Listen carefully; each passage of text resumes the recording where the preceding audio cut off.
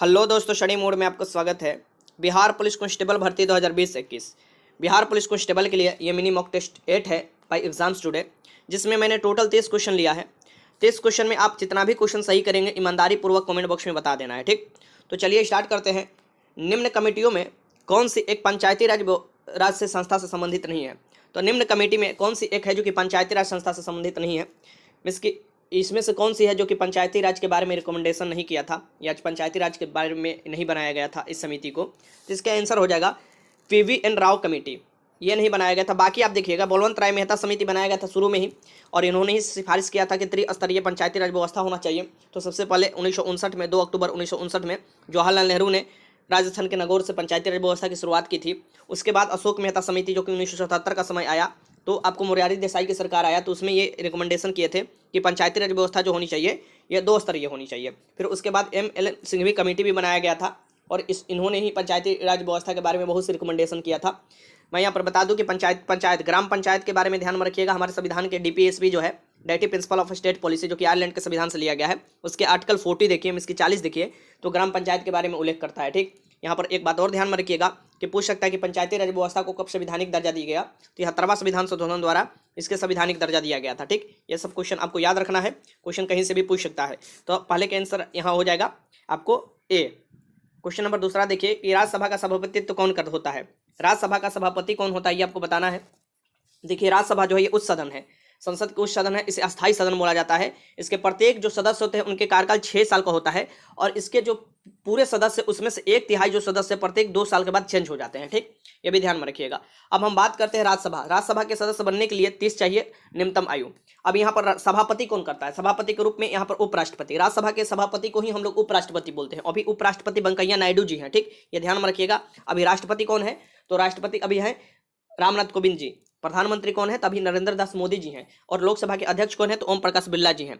संयुक्त अधिवेशन कौन बुलाता है? संसद के गतिरोध उत्पन्न जो हो जाता है संसद में, लोकसभा और राज्यसभा में, तो संयुक्त अधिवेशन बुलाया जाता है, जो कि बुलाता है राष्ट्रपति।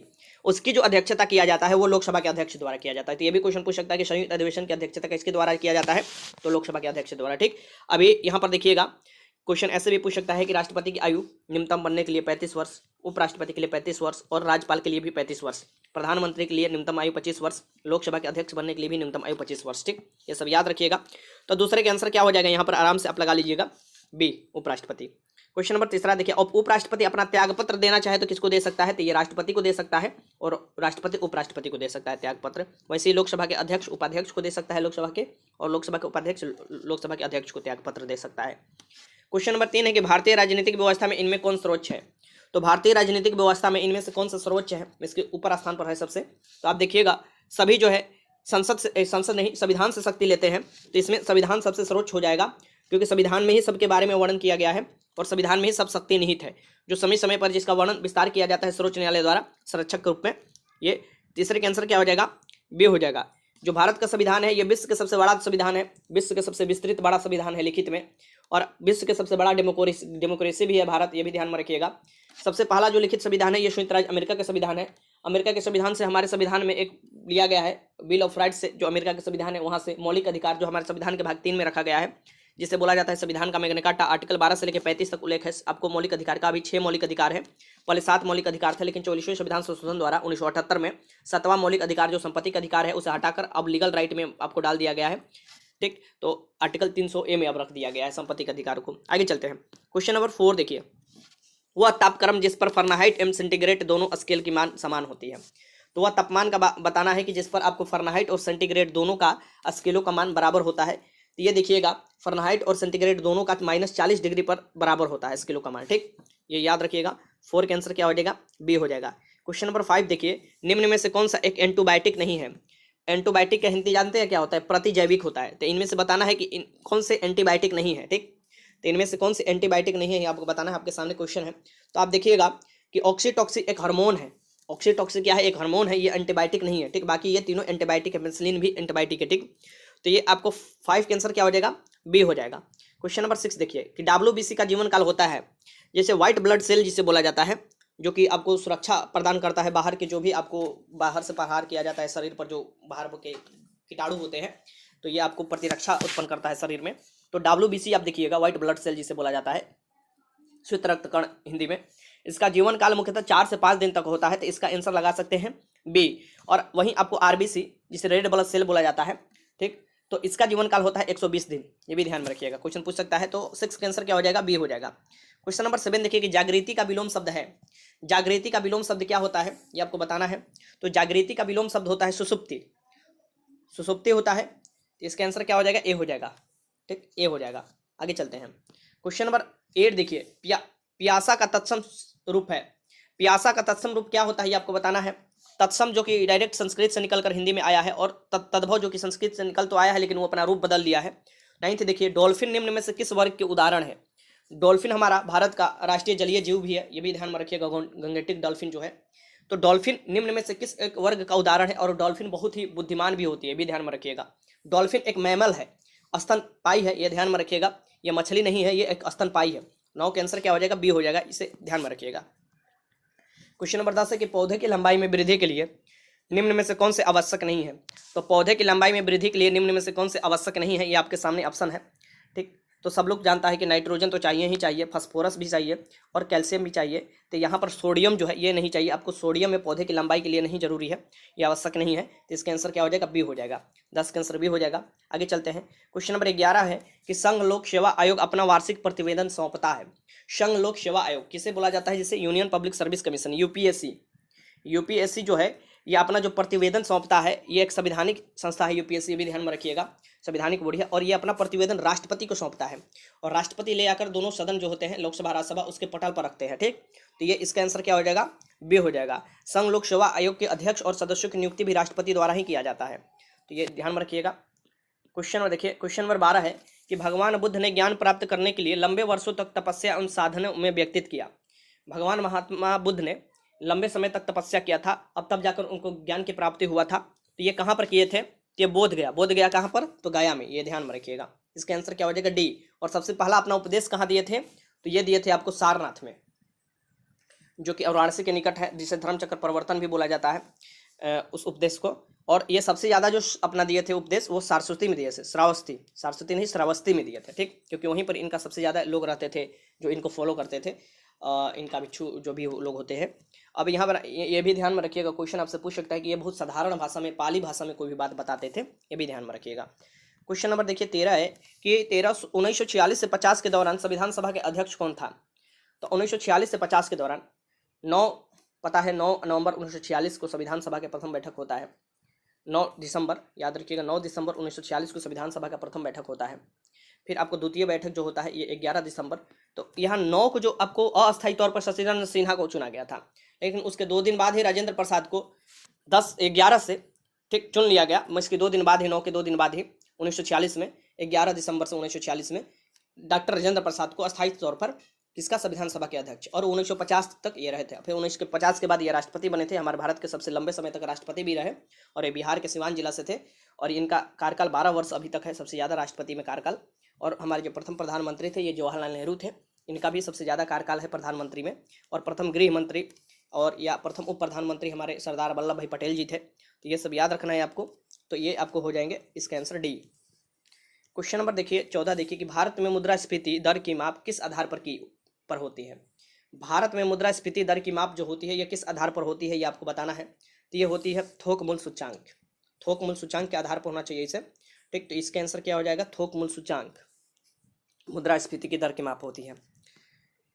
क्वेश्चन नंबर 15 कि टाटा लौह एवं इस्पात कंपनी का स्थापना सिंहभू जिले के सकाची में किस वर्ष हुआ था। सबसे पहले ये हुआ था, टाटा लौह और इस्पात कंपनी की स्थापना आपको सिंहभू जिले के सकाची में हुआ था। ये आपको बताना है कब हुआ था, ये 1907 में, 1907 में हुआ था। 1907 में आपको कांग्रेस का विभाजन भी हुआ था नरम और गरम दल में, ये भी ध्यान में रखिएगा। और 1906 में मुस्लिम लीग की स्थापना हुआ था। 1905 में जो हुआ था ये क्या हुआ था, बंगाल का विभाजन हुआ था, ये भी ध्यान में रखिएगा। आगे चलते हैं। क्वेश्चन नंबर 16 है स्थान जहां कंप्यूटर प्रोग्राम एवं डाटा संचित करता है को कहा जाता है। स्थान जहां कंप्यूटर प्रोग्राम और डाटा संचित करता है उसे स्टोरेज यूनिट कहा जाता है। क्या कहा जाता है, उसे स्टोरेज यूनिट कहा जाता है, ठीक। तो ये ध्यान में रखिएगा। क्वेश्चन नंबर 17 है कि निम्नलिखित अनुच्छेदों में किस एक को डॉक्टर भीमराव अंबेडकर द्वारा संविधान का हृदय एवं आत्मा कहा गया है। संविधान के हृदय और आत्मा कहा गया है। अगर यहाँ पर अनुच्छेद देता है तो आपको क्या लगाना होगा, आर्टिकल 32 सीधे लगा दीजिएगा, क्योंकि इसी के तहत 5 रिट जारी होता है जो कि आपके फंडामेंटल राइट के हनन के विरुद्ध होता है। अगर आपका कोई फंडामेंटल राइट हनन होता है तो इसमें जो 5 रिट जारी किया जाता है सर्वोच्च न्यायालय द्वारा, उसके तहत डायरेक्ट आप सर्वोच्च न्यायालय जा सकते हैं और कह सकते हैं कि मेरा फंडामेंटल राइट का हनन हुआ है और इसको लागू करने के लिए आपको जो है सर्वोच्च न्यायालय अलग अलग प्रावधान बनाता है। ठीक, तो इसके आंसर क्या हो जाएगा, डी हो जाएगा। और इसे ही डॉक्टर भीमराव अंबेडकर जो है ये संविधान के आत्मा बोले थे। लेकिन अगर भाग दे, अगर बोले कि संविधान के किस भाग को संविधान का आत्मा कहा जाता है तो प्रस्तावना भी लगा सकते हैं, या पूछ सकता है कि संविधान के किस भाग को संविधान की कुंजी भी बोला जाता है तो प्रस्तावना आपको लगाना पड़ेगा, प्रेम्बल। ठीक, से क्वेश्चन पूछता है। अनुच्छेद में आपको आर्टिकल 32 को कहा जाता है और आर्टिकल 226 के तहत उच्च न्यायालय जो है वो भी रिट जारी कर सकता है। ठीक, जो फंडामेंटल राइट का हनन होता है। तो डॉक्टर भीमराव अंबेडकर जो है ये ड्राफ्टिंग कमेटी जो प्रारूप समिति है उसके अध्यक्ष भी थे संविधान सभा में। क्वेश्चन नंबर देखिए, क्वेश्चन नंबर आपको 18 है, सूचना की सबसे छोटी इकाई जिसे एक कंप्यूटर समझ सकता है और क्रिया कर सकता है को कहते हैं। तो सूचना की एकदम छोटी इकाई जिसे कंप्यूटर समझ सकता है और क्रिया कर सकता है कहते हैं, उसे बीट कहते हैं। क्या कहते हैं यहाँ पर देख लीजिए। फिर 18 का क्वेश्चन देखिए, 18 नंबर क्वेश्चन देखिए, तो इसको बीट कहा जाता है। ठीक, सबसे छोटी इकाई होता है कंप्यूटर की। कंप्यूटर के पिता बोला जाता है चार्ल्स बेबेज को। क्वेश्चन नंबर 19 देखिए, क्वेश्चन नंबर 19 यहाँ पर है कि निःश्वसन के समय डायफ्राम हो जाता है। निःश्वसन के समय डायफ्राम का जो आकार हो जाता है ये गुंबदाकार हो जाता है, गुंबदाकार हो जाता है। ठीक, तो ये 19 का आंसर क्या हो जाएगा, बी हो जाएगा। ठीक, क्वेश्चन नंबर 20 देखिए कि निम्नलिखित में कौन सी एक गैस वातावरण प्रदूषक मानी जाती है। तो इसमें से कौन सी एक गैस है कि जो वातावरण की प्रदूषक मानी जाती है, कि वातावरण में यह प्रदूषक फैलाती है। तो इसमें हो जाएगा सल्फर डाइऑक्साइड, जिसे SO2 बोला जाता है। सल्फर के ऑक्साइड आपको एसिडिक रेन में भी आपको जो अम्लीय वर्षा होता है उसमें भी प्रमुख भूमिका निभाता है। यहाँ पर देखिए, तो ये जो होगा वातावरण में। बाकी ऑक्सीजन देखिए, ऑक्सीजन, नाइट्रोजन, हाइड्रोजन ये सब नहीं है। आपको नाइट्रोजन जो है हमारे वायुमंडल में 78% जो कि सबसे ज़्यादा पाया जाता है, उसके बाद लगभग 20.90-95% के करीब ऑक्सीजन पाया जाता है।